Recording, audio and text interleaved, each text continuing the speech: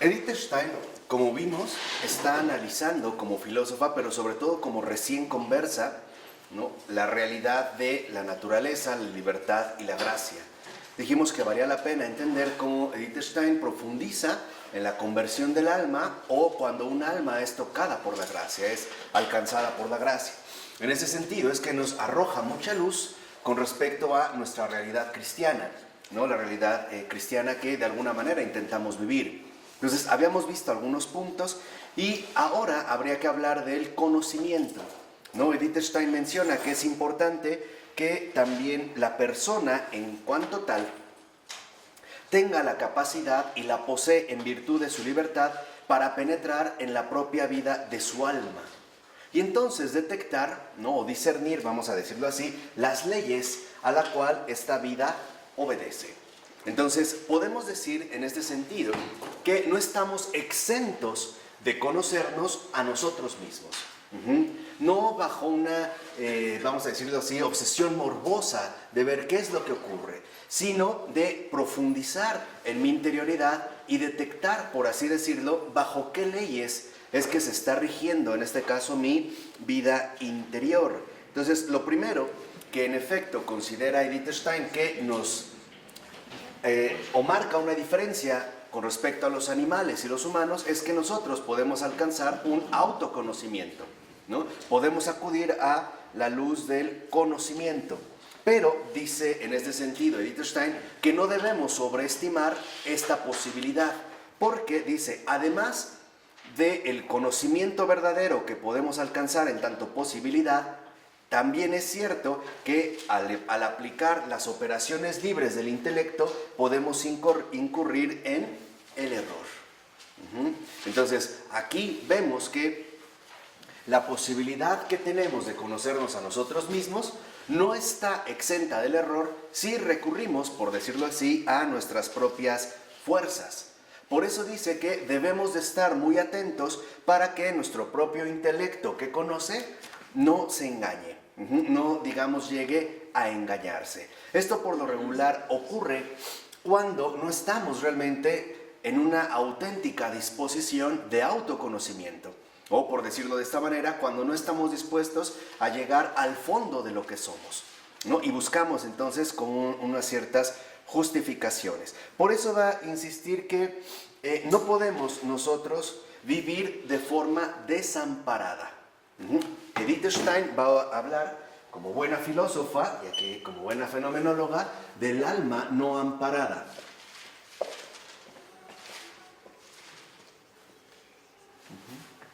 ¿Por qué habla de esta alma no amparada? Porque dice que en realidad necesita el alma acogerse a un reino distinto del natural, que es lo que habíamos comentado la ocasión anterior, ¿no?, cuando habíamos hablado del reino de la naturaleza.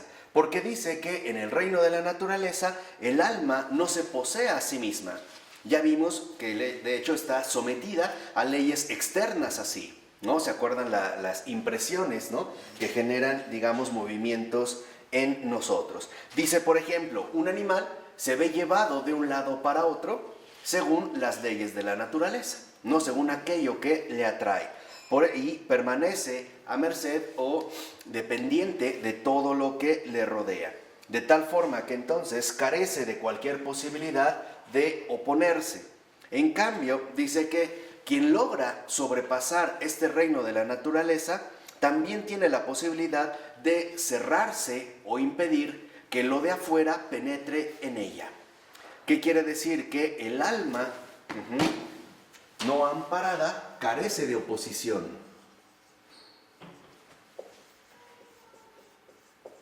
Si por oposición en este sentido entendemos la no posibilidad de resistir a las influencias externas que ciertamente podemos llegar a padecer o que en tanto en nuestra dimensión natural estamos llamados a atravesar y que no podemos emitir, ¿no? En términos a lo mejor un poco más concretos, podemos decir que aquí Edith Stein lo que empieza como a detectar, dijimos es un ensayo que ella hace a partir de su conversión, es lo siguiente: que si nosotros no acudimos al reino de lo alto, acuérdense que para Edith Stein el alma, lo espiritual se mide desde arriba. ¿Se acuerdan estas coordenadas diferentes que nos dio? Si no acudimos al amparo de la gracia, si no acudimos realmente a el reino de lo alto, entonces vivimos desamparados y nos seguiríamos comportando de la manera natural. O sea, nos seguiríamos comportando de la manera habitual, en la que en general se suele hacer. Por eso, para Edith Stein es como muy importante que entendamos cuáles son las leyes que ciertamente nos dominan.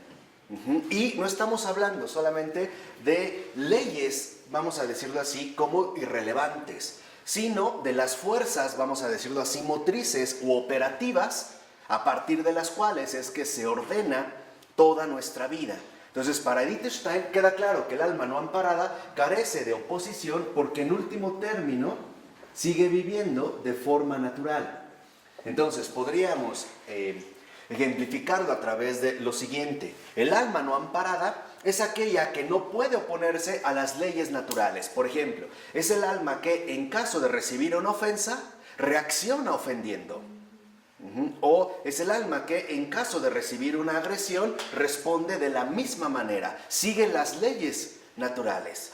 Para Edith Stein, el alma amparada, el alma que realmente, digamos, ha sido alcanzada por la gracia, rompe con esta forma natural y se opone a los estímulos que exteriormente se suelen adoptar. Y eso, de cierta manera, es lo que caracterizaría o daría un rasgo muy importante de la vida cristiana. Por ello va a decir que, en realidad, solo podemos acudir a un reino distinto del natural si es que nos queremos ver amparados de las leyes naturales. Este es, digamos, como en su investigación fenomenológica, lo cual ciertamente podríamos traducir de otra manera. Si en verdad queremos cambiar, si en verdad queremos ser personas diferentes, tenemos necesariamente que recurrir a la gracia. Es imposible hacer un cambio auténtico desde nuestra propia dimensión natural. ¿Por qué? Porque en el ámbito natural ya hay leyes fijas que no podemos mover. No sé si me explico. Lo que vemos en este sentido es que en efecto, por ejemplo, Jesús lo que viene a romper es el imperio de estas leyes naturales. Y no nos viene a decir que están mal. Lo que nos viene a decir es que estamos llamados a trascender estas leyes. O vamos a decirlo de otra forma, que no solo poseemos una dimensión natural, sino que también asimismo poseemos una dimensión sobrenatural. Y esto, no sé si recuerdan, aparece, creo yo, muy claro en la respuesta que Jesús le da al maligno en la primera tentación. La respuesta de Jesús es contundente, es fulminante, como todas sus palabras en sí, ¿no? No hay nada superfluo, pero lo que le dice es, no solo de pan vive el hombre.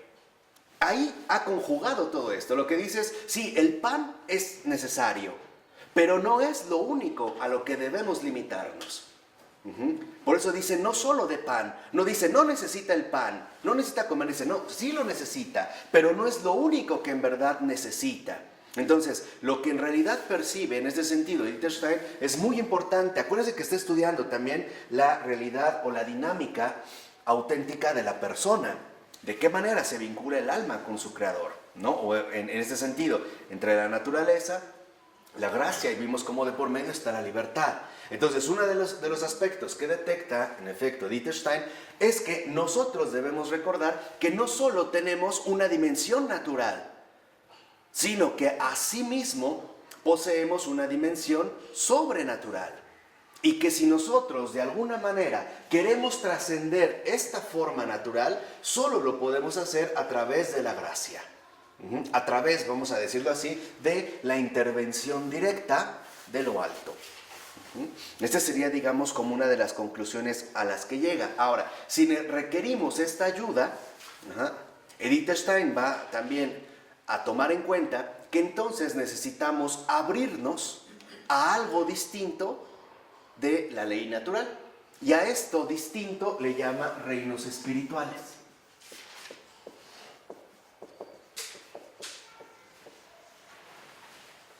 ¿Qué pasa ahora en el caso de los reinos espirituales? Dice, si el alma necesita apegarse a un reino distinto del natural, entonces se abre o se reorienta hacia un espíritu trascendente respecto a la naturaleza, a partir del cual adquiera fuerzas para, sobreponerse a el ámbito enteramente natural. Y entonces, mediante esta ayuda o apoyo, pueda, ¿no?, de cierta manera, dominar lo que aquí está imperando.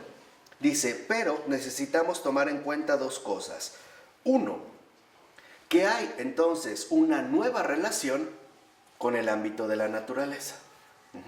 Pero además, lo más importante es que el alma se pone al servicio de un espíritu. Y esto es muy importante. ¿Se acuerdan lo que ya Pavel Florensky nos había dicho una vez? Que cuando nosotros iniciamos una actividad espiritual, ¿necesitamos necesariamente una adecuada invocación? ¿Se les olvidó? Ay, no es posible, tan mala memoria tienen. Y era vital, ¿no? Lo dijo Pavel Florensky. Cuando nosotros realmente queremos indagar en la dimensión espiritual, necesitamos comenzar por una invocación adecuada. Y la invocación adecuada es el nombre de la Santísima Trinidad.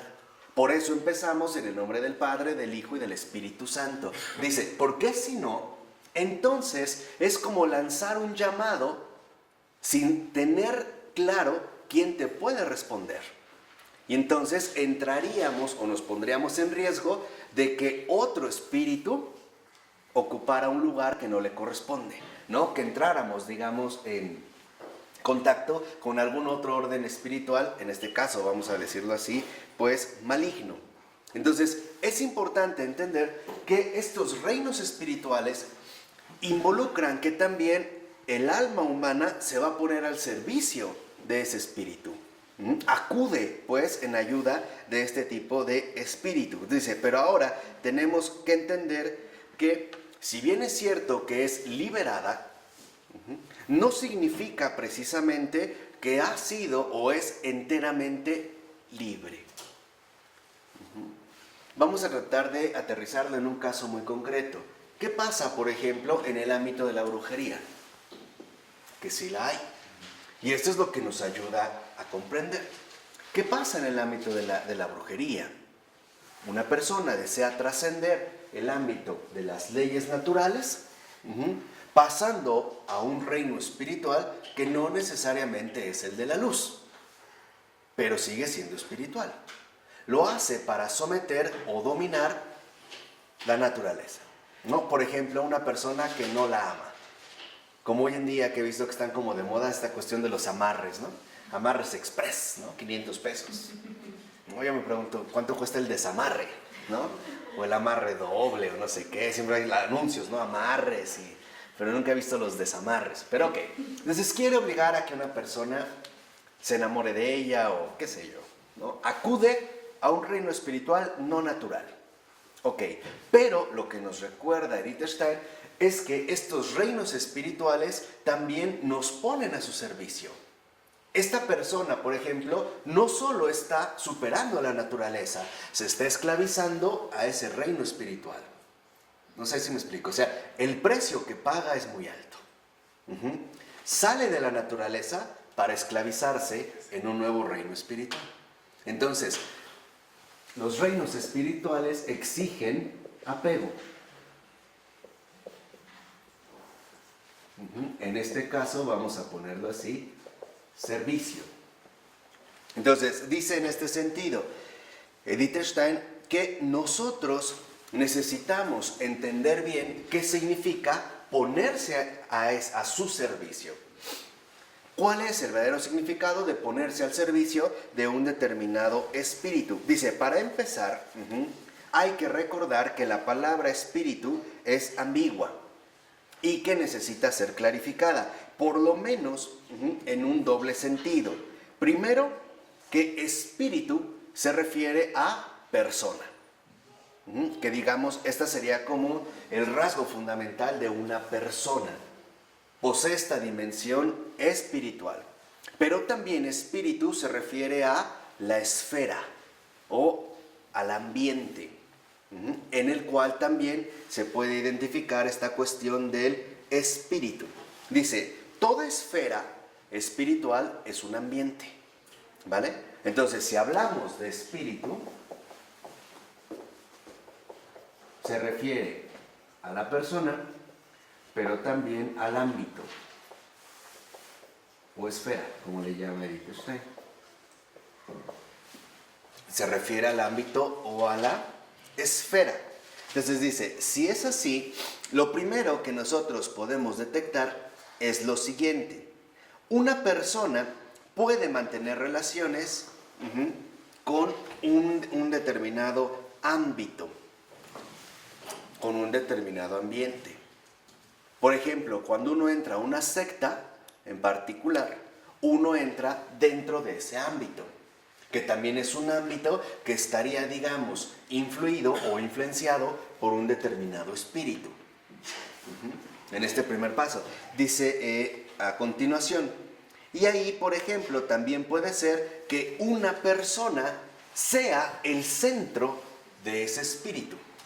Lo podemos ver si se trata de un ámbito esfera, cuando es entonces grupal, o bien cuando la persona es, digamos, reconocida como la referencia directa a un determinado espíritu, a una determinada postura.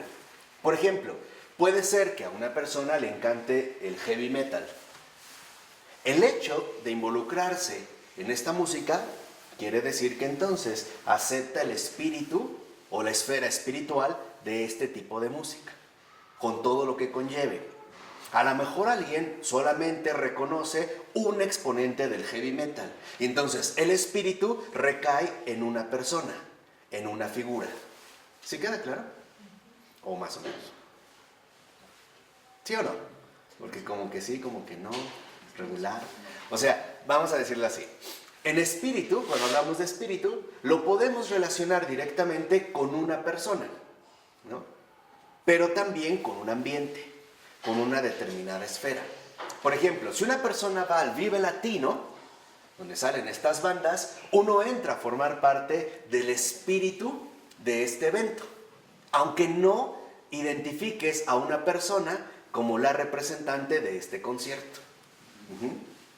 Pero entras a formar parte de ese espíritu, ¿no? El ámbito. Por eso les decía el ambiente, que puede ser grupal o puede ser ambiental.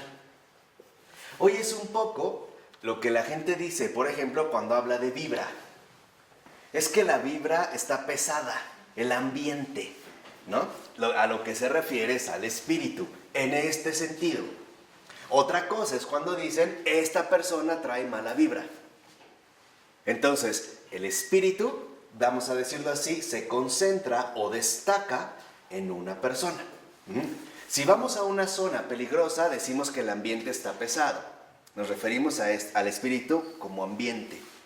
Pero si vemos a una persona rara, esta dimensión espiritual la vamos a identificar en una sola persona.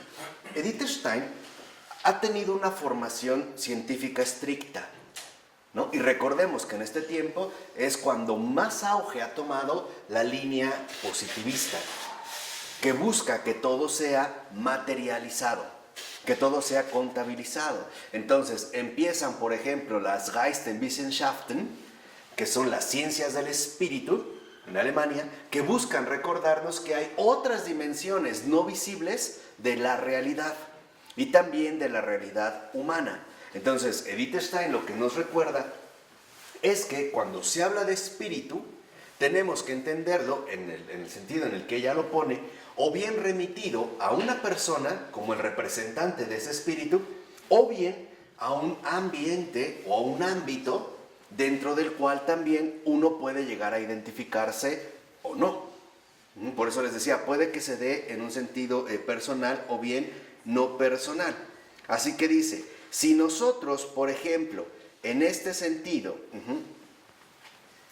entramos dentro de esta cuestión ambiental, dentro de este espíritu, entonces nosotros también nos tendremos que poner a su servicio.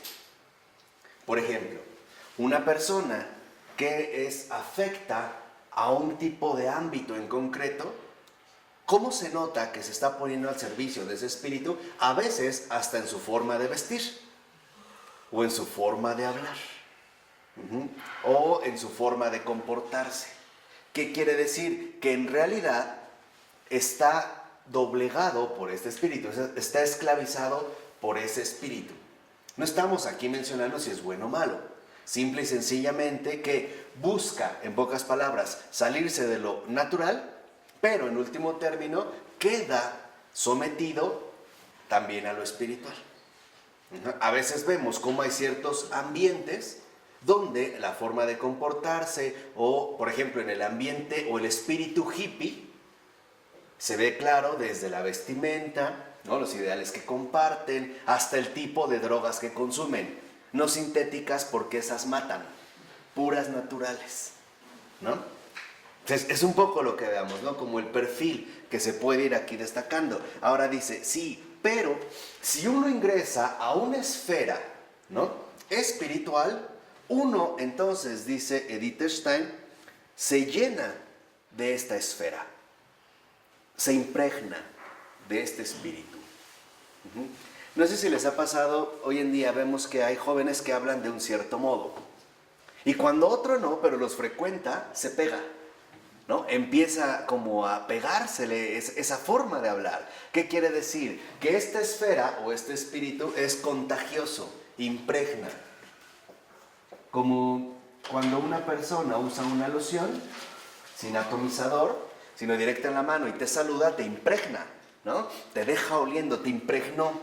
Se le dice, bueno, este espíritu también no es neutral, pues. Es lo que también Edith Stein nos quiere transmitir. Estas esferas o estas dimensiones espirituales no son neutrales. Sí tienen influencia sobre nosotros. Depende un poco el ambiente en el cual nos movamos. Pero en este sentido nos repercute en nosotros y nos influye. Entonces, si esto sucede, va a decir, puede ser, por ejemplo, que se ve o bien de manera directa o bien de manera indirecta. Entonces, este espíritu nos impregna. ¿Por qué? Porque lo puede hacer de manera sutil. Voy a poner un ejemplo muy sencillo. Si nosotros conocemos una persona que está dentro de una esfera muy peculiar, vamos a suponer dentro de un ámbito satánico, para hacerlo como más notorio, veremos que aunque no estemos inmersos nosotros en esta esfera, sí nos llega a tocar, porque estamos hablando en el ámbito de las sutilezas. Puede ser que sea a través de un cierto desafío o reto, o una provocación, o un insulto, pero estamos en el ámbito de lo sutil. Entonces, lo que Edith Stein empieza a reconocer es que también necesitamos mucho cuidado y atención dentro de este nivel, porque lo espiritual impregna y también influye.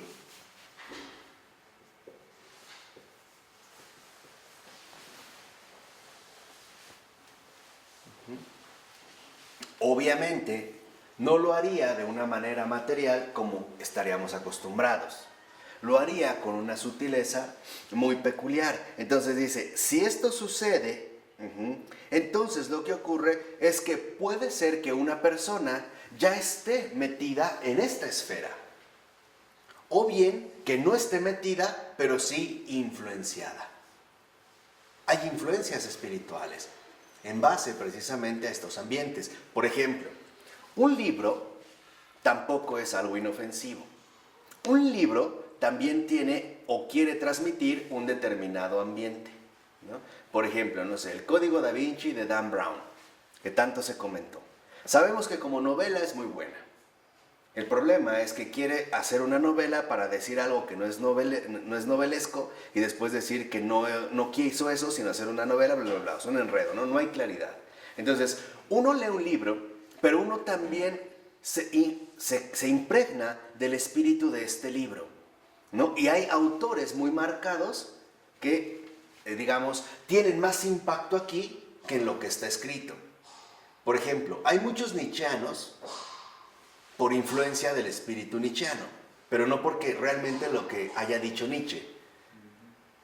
Y lo mismo en el caso de Freud o Marx, ¿no? Por mencionar estos tres que son como muy reconocidos en estos tiempos. O el propio Darwin, ¿no?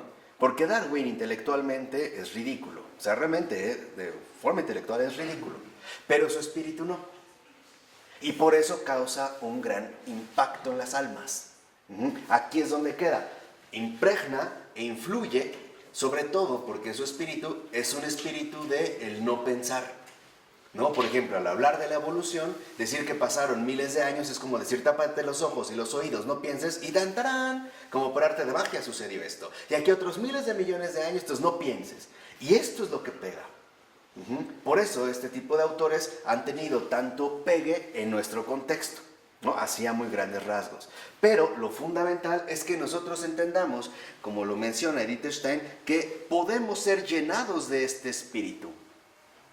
Y de hecho, cuando nosotros decidimos traspasar las leyes naturales, nos exponemos al ámbito espiritual.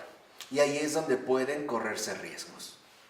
Porque o una de dos, o nos dirigimos al reino de lo alto, es decir, al reino de la gracia, o seremos atrapados por otros reinos espirituales, por otras dimensiones espirituales que probablemente nosotros ni conocemos, pero no por ello dejarán de tener influencia en nosotros. Esto es en este sentido lo que detecta Edith Stein. Por eso dice ella, por ejemplo, ¿no? Uno es llenado por ese espíritu.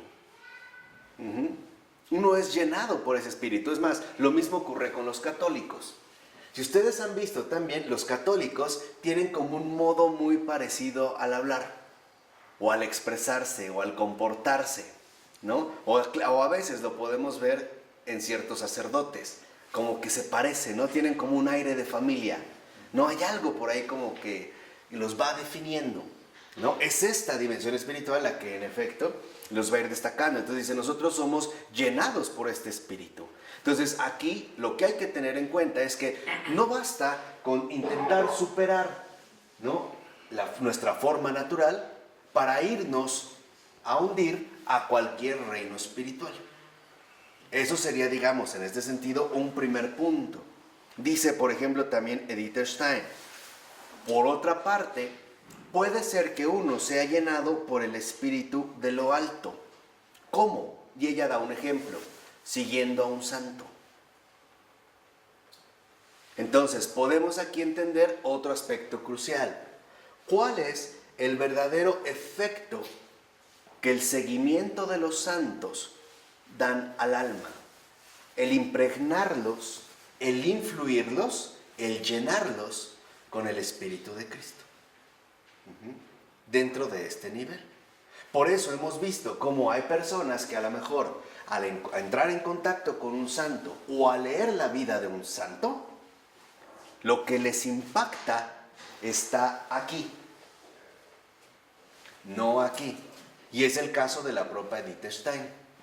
Ella lo que va a leer es la vida de Santa Teresa de Jesús.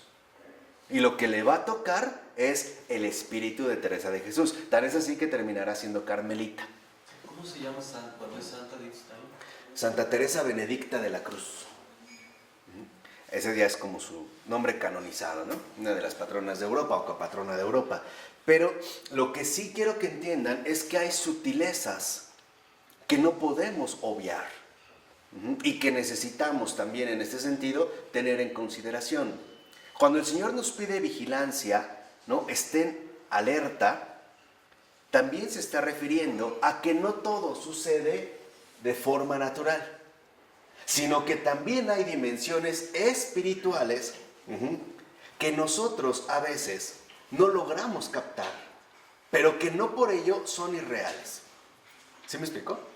Veámoslo en el ámbito de la literatura, porque creo que, sí, lo digo con pena, ay, qué vergüenza, pero los literatos nos llevan como unos 80 años de ventaja a los filósofos, o un poco más, qué pena, pero sí, es la verdad. Ellos se pusieron a hacer muy bien su chamba y los filósofos dormidos, estábamos dormidos De hecho, seguimos dormidos. No es como hay que despertar y no sabe todavía dónde está. Pero, por ejemplo, Balzac, que aparte es un católico, un gran católico. En todas las obras de Balzac, el verdadero personaje, o digamos, el centro que reúne y da cohesión a sus obras es el dinero. En todas las obras de Balzac. Ese es, digamos, como el eje motriz, ¿no? Es como el punto cardinal de las obras de Balzac. Ahora, lo extraordinario en Balzac es que no entiende el dinero en un sentido meramente material, en un sentido meramente monetario, sino que Balzac captó muy bien el dinero en su dimensión espiritual y todo lo que conlleva. Por ejemplo, para Balzac queda claro que el dinero es uno de los principales monstruos que destruyen al alma humana por la fuerza que ha adquirido.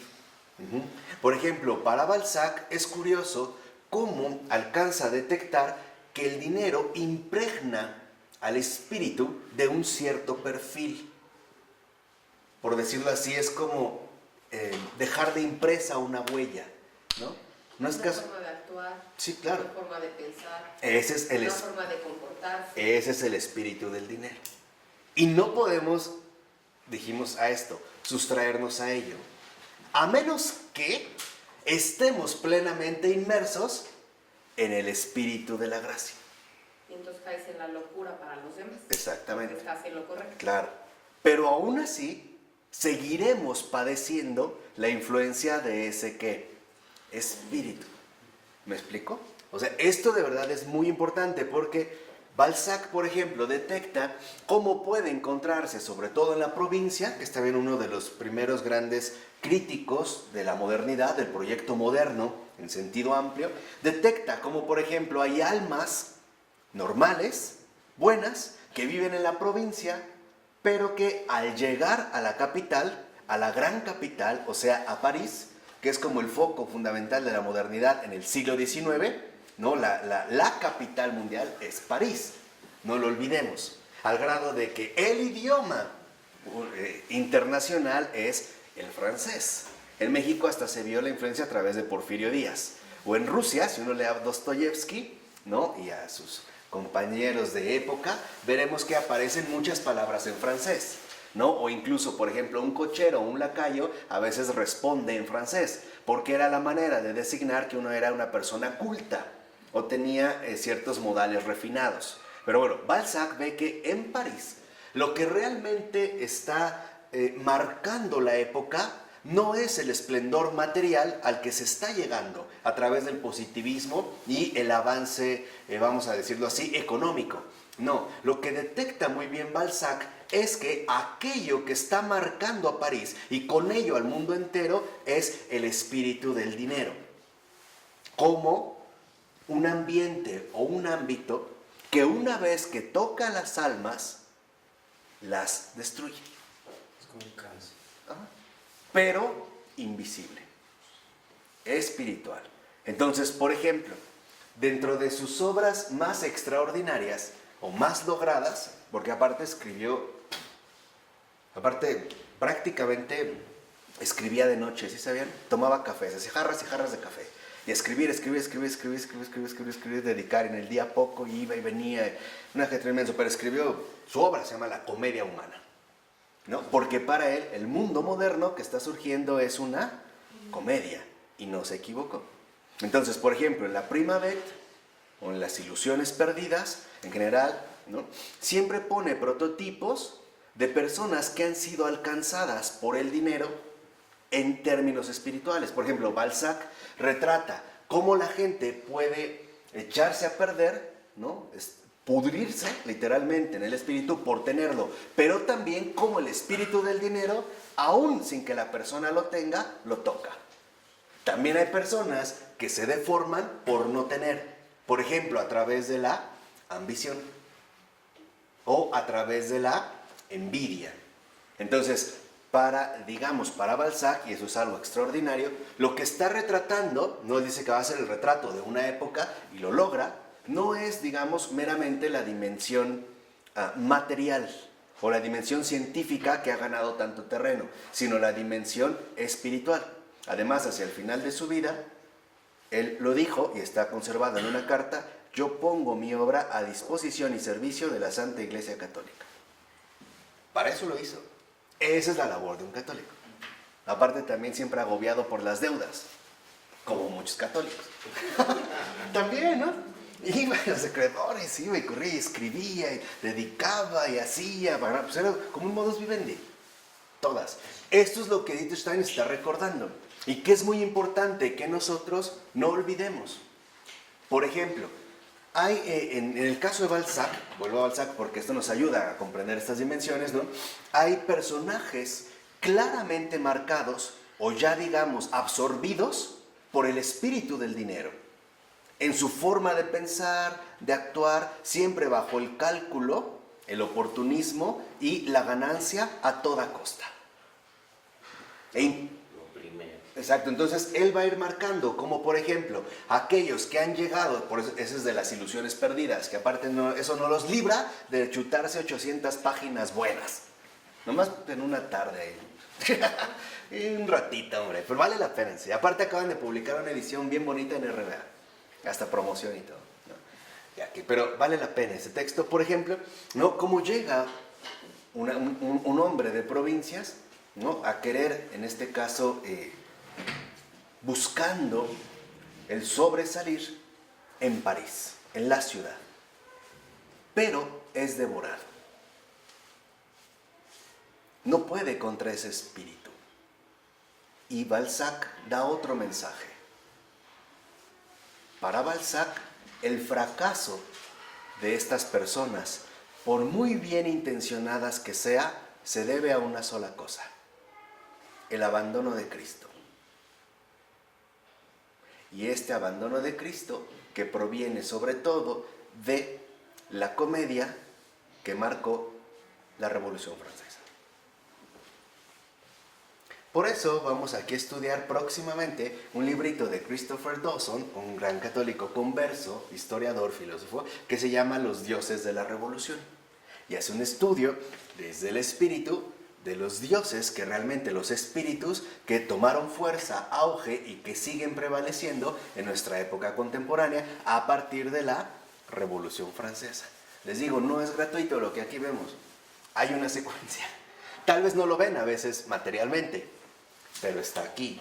Entonces, en el caso de Balzac, ya para terminar, queda claro pues que uno posee una forma natural en la que rigen ciertas leyes, pero cuando uno trasciende estas leyes y uno siempre se ve sometido a la fuerza o la influencia espiritual que hay también en nuestra realidad, es fácil que uno sea presa de este espíritu. Y uno sea en este sentido, al final, atrapado. Que es, por ejemplo, lo que ocurre en el caso de Balzac, como en estos mundos invisibles. Y además no es casual que haya otro escritor como Nikolai Gogol, que también deberían de leer, y Nevsky acaba de publicar sus cuentos completos y que es pero extraordinario, en la avenida Nevsky, donde en esta avenida, por ejemplo, que sería hoy las peatonales, ¿no? Que está en San Petersburgo, que es como la capital de Rusia de este momento del siglo XIX, es una avenida donde la gente va y viene y él se detiene a indagar lo que ahí está realmente presente. Y no es lo que vemos, sino lo que no que vemos. Por ejemplo, él dice, ¿no? Venían dos personas bien vestidas, elegantes, y te muestra que lo que tú ves es eso. Dos personas que elegantes, pero finalmente él lo sigue en la narración y resulta que van con una prostituta y además la matan. Aunque en la avenida Nevsky aparecen como dos grandes caballeros, ¿no? Es finalmente lo que uno no ve. Ahí está marcando el espíritu, en ese cuentito. Es más, a lo mejor lo pueden conseguir por internet o descargarlo, la avenida Nevsky. Y al final él dice, ¿no? La avenida Nevsky, cuando se apagan las luces de la avenida Nevsky, uno ve lo que realmente está sucediendo. Ahí hay algo diabólico. Aquí se ve un poco hacia lo que vamos. Quería esto aclararlo mucho, Porque precisamente dentro de esta influencia, ¿no? Dice Edith Stein que puede ser, por ejemplo, que nosotros seamos partícipes de un cierto espíritu, aún sin saberlo. Y que estemos obrando para un espíritu sin saberlo. Y al menos va a decir en este sentido, Edith Stein, por lo menos no libremente. Entonces va a decir en este sentido, por ejemplo, puede darse el caso que una persona considere que está dentro de un reino espiritual dentro del cual somete a las formas naturales. Por ejemplo, el caso de la brujería, ¿no? Y dice, dentro de este reino espiritual le hace creer al hombre que él tiene el poder sobre las cuestiones naturales, ¿no? Que él es el que domina. Dice Edith Stein, pero en realidad lo que vemos es que el hombre cree esto ilusoriamente, porque en realidad, si el ser humano desde un reino espiritual busca dominar la naturaleza, lo hace solamente a través del servicio que presta al Señor de este reino espiritual. No lo hace realmente Él. Él no es dueño de esta situación. En pocas palabras, Él le pertenece a ese espíritu. Entonces, lo que vemos es que hay como un perfil, ¿no? Por decirlo así, como una cierta influencia espiritual dentro del mundo en el cual vivimos. Va a decir, y por ello, el hombre así no gana su alma. Al contrario, la pierde.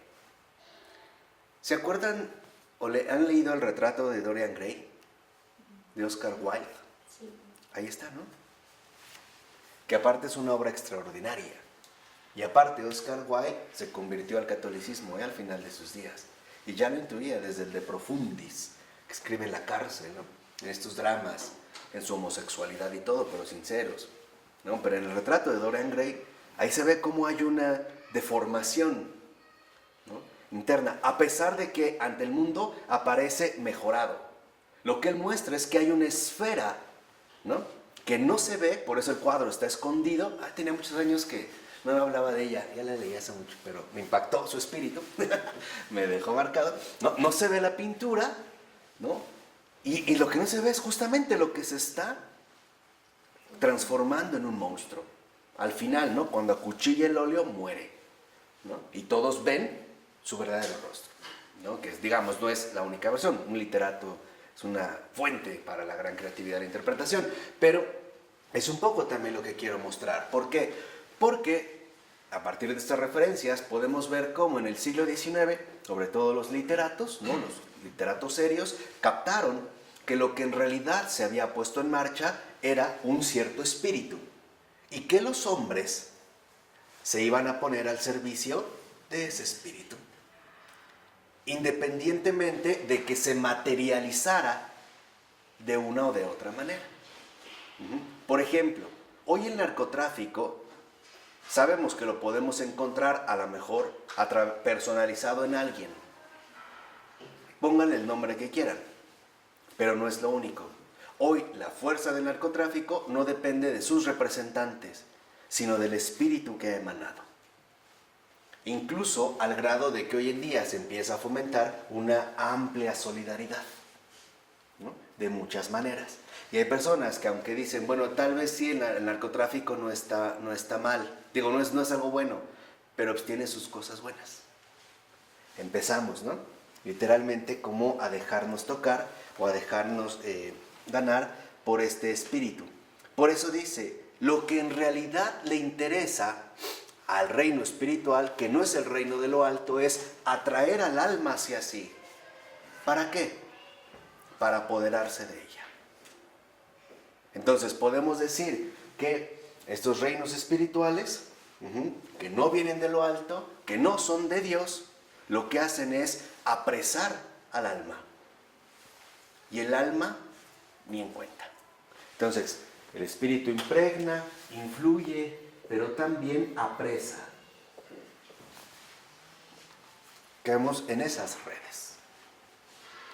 ¿no? Y lo podemos ver precisamente en el perfil que vamos tomando. Por eso dice, en realidad, lo que busca es llenar el alma con su espíritu. Por ejemplo, con su modo de pensar, con su modo de obrar, con su modo de vivir, etcétera, etcétera, etcétera. Incluso con su modo de sentir. Y dice, y por ello no le deja margen para que lleve su propia vida. No es él. No es él. Dice en este sentido también Edith Stein, ahora se encuentra mucho más en servidumbre que en el estado de naturaleza.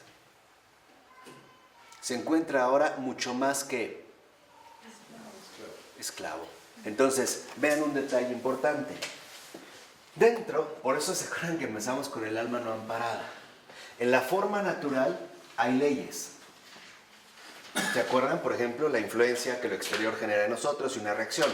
Vimos, por ejemplo, al encender un foco muy alto reaccionamos.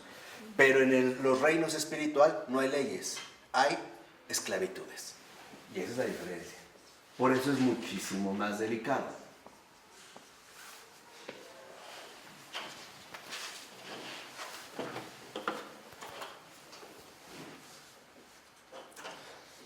Dice Edith Stein, el hombre ingenuo está falto de libertad solo en cuanto se halla constantemente a merced de impresiones exteriores y su vida se consume en reacciones, ¿no? Por ejemplo, alguien me grita, pues yo grito, sigo las mismas leyes, ¿no? Alguien me ofende, pues yo me ofendo o me enojo o qué sé yo. Dice, en cambio, pero en último término son sus reacciones. A pesar de que sean ingenuas, básicas, naturales, son sus reacciones. Dice, en cambio, el poseído por un espíritu malo ya no reacciona a su manera. Está enajenado. Podríamos decir que en este sentido está totalmente tergiversado. Sus reacciones, sus modos, sus gestos no son suyos. Está atrapado. Exactamente. Corresponden al espíritu que le ha poseído. Por eso si vemos casos de verdaderas posesiones e incluso las manifestaciones corporales no son humanas. ¿Cómo se doblan, no? O se truenan la espalda, ¿no? O el cuello, o retorcen las manos, las voces. Este ya es un grado extremo de posesión, pero hay niveles. Estamos hablando ya del caso máximo, pero hay posesión espiritual de otros niveles. Muchas veces estos tipos de posesiones son light. Y se los voy a decir de una vez por qué. Son light por una simple razón. Porque si esta posesión incrementara de intensidad, prendería alarmas. Y nosotros podríamos reaccionar y oponernos. Por eso serían, digamos, como posesiones suaves, ligeras, para que no lo vayamos notando. E incluso sea tan ligera que creamos que a mí eso, en último término, no me afecta. Y ese es un primer engaño. A veces suelen ser drásticas, pero no tanto como para que nos desanimemos, sino que sintamos que hemos superado este grado de posesión y nos volvemos a confiar y volvamos a ser nuevamente atrapados. Es un poco como un estira y afloja, es como en la pesca, ¿no? Cuando cazas, por ejemplo, pescas, no sé, un atún de aleta azul, que es enorme, o de aleta amarilla, primero lo tienes que cansar. Si tú lo jalas, te truena el sedal y se va. No, lo tienes que jalar y estirar y girar hacia cierto punto y lo jalas, lo dejas, ¿no? Le das cuerda, lo vuelves a jalar, o sea, lo vas engañando. Para que cuando él crea que en efecto se va liberando, gaste energía en eso y después gasta el doble, lo cansas. Hasta que finalmente lo debilites. Esto es lo que sucede en el caso ya de una posesión. Por eso dice, ya no reacciona a su manera, más bien en su alma domina aquel espíritu. Y es más, ese espíritu actúa desde esa alma. Y esto es lo más peligroso. Nos convertimos en servidores del mal espíritu. Ahora entienden por qué el Papa Francisco ha condenado tanto la complicidad. Y no abiertamente la corrupción, sino la complicidad. Porque el Papa Francisco nos ha dejado muy claro que ante un pecado podemos reaccionar más o menos con firmeza, ¿no? Entendemos, por ejemplo, que hemos caído en pecado y sabemos que en efecto tenemos que tomar una cierta decisión. Pero en la complicidad todo se vuelve muchísimo más volátil. Hay gente que sabe que está cometiendo algo malo, pero se niega a reconocer que está mal. Se engaña. Entonces se engaña, busca mil justificaciones, entrarle al juego, etc. Entonces, vamos a decirlo así, lo que al Papa Francisco le preocupa no es la corrupción, es el espíritu de la corrupción. ¿Y cuál es en este caso el espíritu de la corrupción? La complicidad. Porque cuando uno ingresa a esta complicidad, uno ya se vuelve parte de ese ambiente dañado. ¿De una o de otra qué? Manera. Entonces, aquí es donde se puede alcanzar a percibir precisamente esta situación. Por eso dice, en realidad, llegamos a un reino entonces, donde el Señor de ese reino lo que quiere es apresar a las almas, dominarlas, ¿no? Vamos a decirlo así en este sentido, doblegarlas. Y no es casual que el alma no pueda estar tranquila ahí. No puede encontrar paz. Porque de alguna manera percibe que está siendo finalmente destruida. Pero ni cuenta te da, ¿no? Eso está cañón. ¿Sí? Pero por eso es que era tan importante el hecho de poder mencionarlo. Les vuelvo a repetir, dentro del ámbito natural, como dice Dieter Stein, ingenuo, hay leyes, ¿no? Y estas leyes ya vimos generan reacciones, pero al menos estas reacciones son auténticas, son mis reacciones. Por ejemplo, si yo bebo una bebida muy caliente, me quemo, reacciono, pero fue mi reacción natural. En este caso ya no. Estoy literalmente poseído.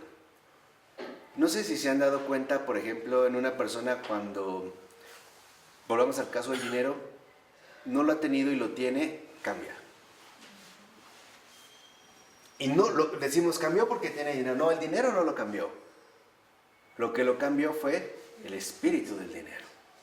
Esto es, digamos, lo que realmente le perjudicó. Entonces, si le cambió, quiere decir que ha entrado a servir o se ha puesto al servicio de ese espíritu. ¿Qué es entonces aquí también lo que sucede? Dice, en realidad, el alma solo puede encontrar su paz en un reino donde, en efecto, no sea esclavizada, sino liberada. Y ese es justamente el reino de la gracia.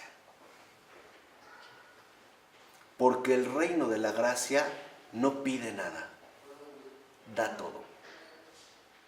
Esa es la diferencia. Mientras que en el caso del reino del mal espíritu somos apresados, en el reino de la gracia no se nos pide nada, sino que al contrario, se nos dona todo. Y por eso se regala todo. Por eso es el reino de la gracia, porque en último término es gratis. No hay un precio. Que esto es, por ejemplo, también la cuestión del precio en el otro reino, el reino del mal espíritu, cuando desde ya las leyendas o las fábulas populares marcaban hacer un pacto con el diablo a costa de un cierto precio, ¿no? Venderle el alma al diablo por tal cosa. Hay un negocio. Vas a recibir, pero también vas a ¿qué? A dar. En el reino de la gracia eso no sucede. Justamente lo que sucede en este reino, dice, es que lo podemos llamar más bien reino de la luz. Lo que hace es iluminarnos y mostrarnos toda la serie de esclavitudes a las que estamos sometidos. De todo tipo. Digamos, toda la influencia de espíritus inmundos que nos han invadido. Es que la gracia revela la verdadera esencia del mal espíritu, Sí, claro. ¿no? Lo pone a la luz. Sí, claro. Y lo pone a la luz dándote cuenta que ese mal espíritu está en ti, de una o de otra forma, ¿no? ¿Se acuerdan qué pasó, por ejemplo, con la mujer adúltera? Bueno, en el caso de María Magdalena, el Evangelio dice, ¿cuántos demonios tenía? 7. O sea, todos.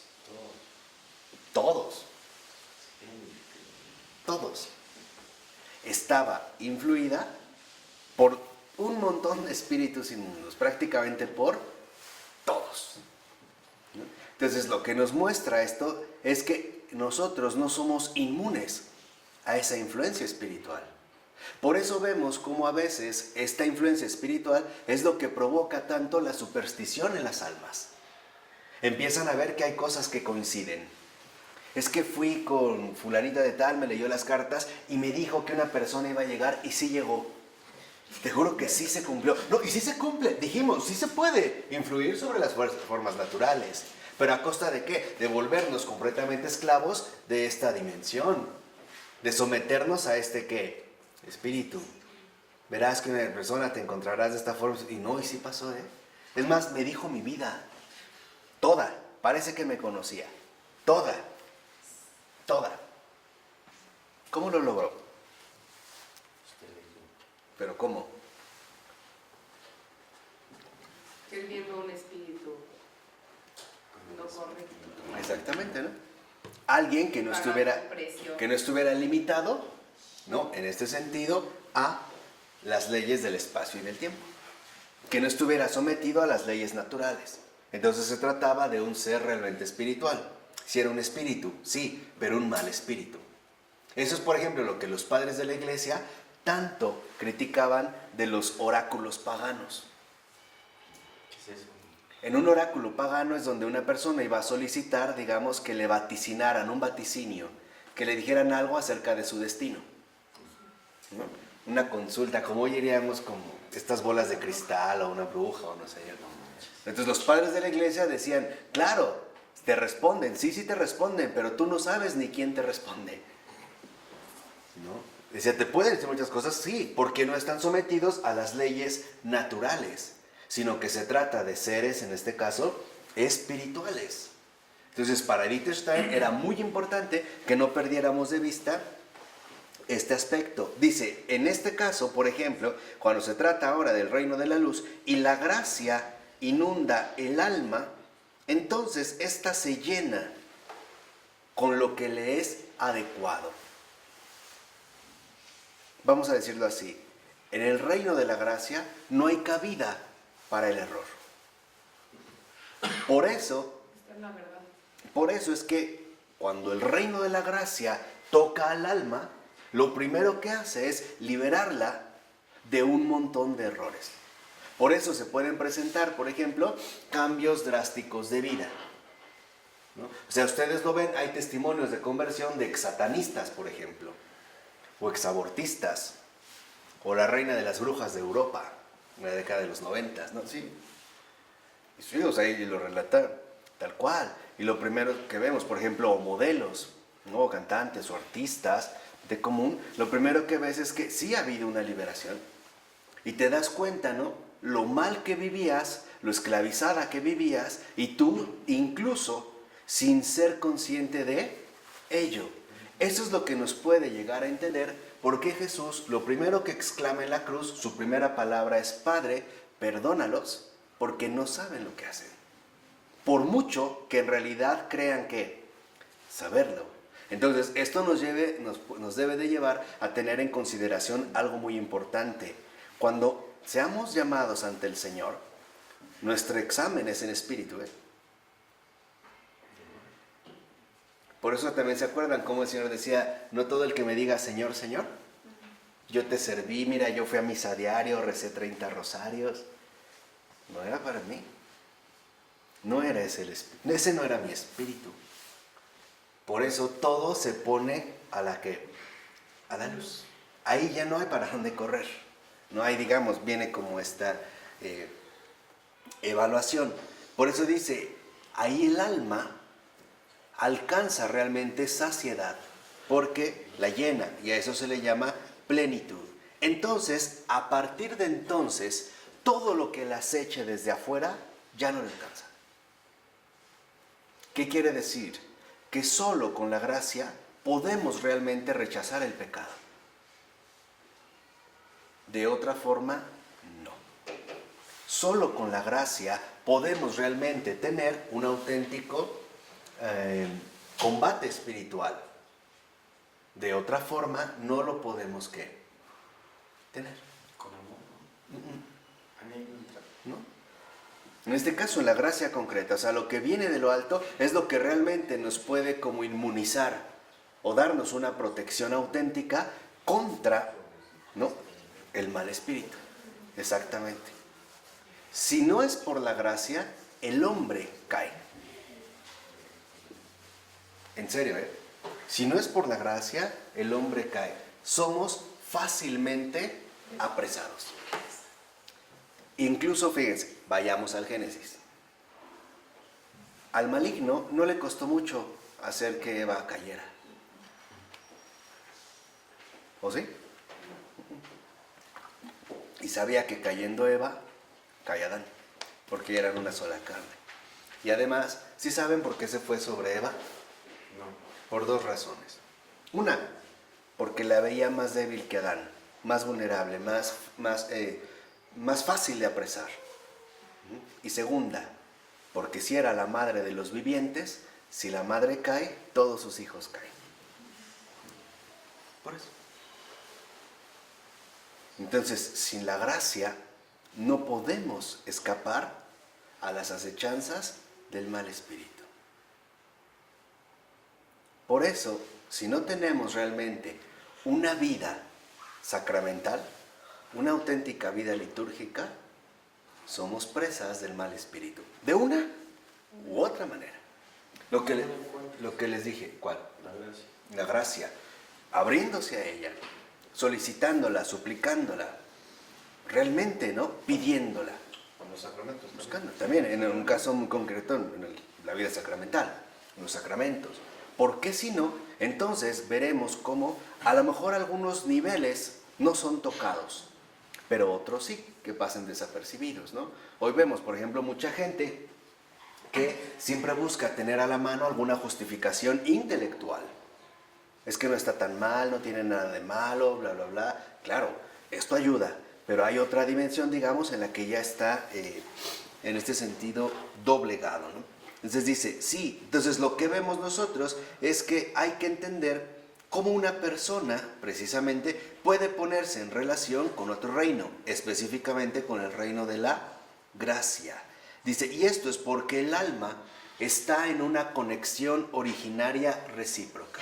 Entonces, ¿quedó claro lo de los reinos espirituales? Vimos, ¿no?, los riesgos que se corren, cómo es muy importante estar alerta. Por eso, si lo ven, el Señor en Pentecostés, ¿qué mandó? El Espíritu Santo. El Espíritu que viene de lo alto. Les vuelvo a repetir, sin la gracia, sin el reino de la luz, el error nos apresa. Y literalmente, las tinieblas nos devoran. Tú nada más, fíjate, cuando una persona consiente un pecado en su vida, otro. Así pueda parecer muy pequeño. Ya ha pasado al reino de las tinieblas. ¿Sí? O sea, no estamos hablando aquí de condenación y eso, no, estamos hablando de la dinámica auténtica, ¿no?, de este estudio fenomenológico, de la conversión. Pero entra, digamos, al servicio de este reino. Entonces, ahora lo que Dieterstein va a indagar un poco más es en la cuestión del alma. Dice, bueno, ¿y qué sucede, por ejemplo, con el alma? Dice, posee o proviene ya de una conexión originaria recíproca. ¿De dónde viene el alma? De la luz. Porque ha sido creado por la luz, por Dios. Esta es una primera conexión. Dice, pero no solo posee esta conexión con su creador, también posee una conexión con todos los seres creados. Y esta conexión se ve muy bien desde el momento en el que Dios crea al hombre de la tierra, ¿no? ¿Ustedes saben cómo se dice tierra en latín? Humus. Humus es tierra. ¿Cuál es la característica de la tierra? No puede hacer nada por sí misma. Es totalmente pasiva. Por ejemplo, si hay un campo abierto, allá en el norte del país, que lo hay todo, como que hay mucha tierra, ¿no? Las mejores tierras del país, por allá, ¿no? En esta tierra no da fruto si no se trabaja. La tierra necesita mano, necesita que le metan mano, arado, tractor, bueyes, siembra, mover, remover, airar, regar, etc. El hecho de que hayamos sido hechos de la tierra involucra que provenimos del humus, y esa es la raíz de la humilitas, o sea, la humildad. La tierra es humildad, tan humilde que se deja trabajar, e incluso al grado, relacionándolo con esta encíclica verde del Papa Francisco, su encíclica ecológica, tan humilde que no se opone a que la destruyan. Por ejemplo, lo que hacen los cultivos transgénicos. ¿Sí sabían? Todo cultivo transgénico no da más de 10 años de vida útil a esa tierra. Literalmente la esteriliza, y no es recuperable. Entonces, la tierra es humildad. Ahí vendría en este caso la humilitas. Entonces, el alma, en este sentido también, como dice Edith Stein, tiene esta relación con toda la creación. Y con ello lo que se nos quiere recordar es que si la creación sufre daño, nosotros no vamos a salir bien de eso. Es lo que hoy se ve, por ejemplo, a través de los desajustes ecológicos, los cambios climáticos. Vemos, por ejemplo, que el aumento de las temperaturas y el que se derritan los casquetes polares, el aumento del agua, la evaporación, finalmente a quienes termina perjudicando es a nosotros. Hay esta relación inmediata. Dice, por ello, si en esta conexión originaria algo falla, al hombre también le va a afectar. No puede ser que la naturaleza creada, ¿no?, sufra algo sin que nosotros lo padezcamos, de un modo o de otro.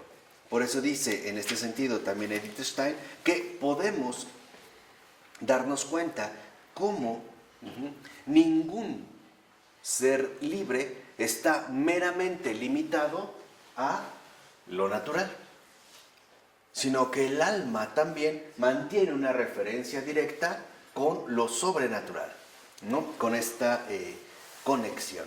Por eso dice que esta apertura que le da al alma es una apertura a lo universal, y el que se pueda finalmente ofrecer a este espíritu de la luz, o en este caso vamos a decirlo así también, a este espíritu de la gracia. Y por último, insiste Edith Stein que en pocas palabras, el hombre en su alma posee una libertad, y esta libertad se pone de manifiesto cuando sucumbe a la tentación, porque en último término lo hizo libremente. Ahí es que se ve que somos libres. Dicho de otra manera, somos libres porque sí se puede dar el caso que caigamos en tentación, que cometamos pecado. Ahí se ve que sí somos libres.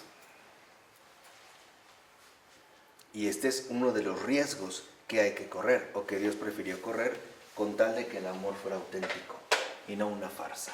¿De acuerdo? Vamos a dejarle hasta aquí. Padre, del Hijo y del Espíritu Santo. Amén.